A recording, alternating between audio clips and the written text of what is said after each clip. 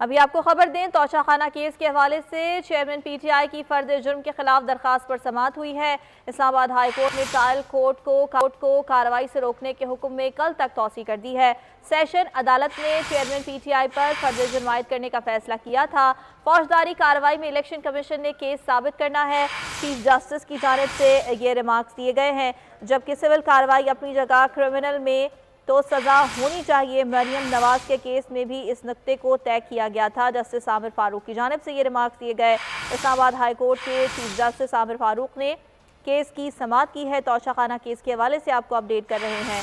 Chairman फर्द जुर्म के खिलाफ दरखास्त पर समाअत हुई है। इस्लामाबाद हाई कोर्ट ने ट्रायल कोर्ट को कार्रवाई से रोकने का हुक्म दिया और इसमें कल तक की तौसी कर दी गई है। सेशन अदालत ने चेयरमैन पीटीआई पर फर्द जुर्म आयद करने का फैसला किया था।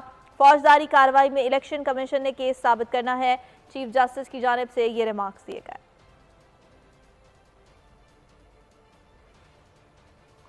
अभी आपको ये खबर दें कि चीन ने पाकिस्तान से उबला हुआ गोश्त दरामद करने की इजाजत दे दी है। 15 अरब डॉलर की गोश्त मंडी में बरामद से कई गुना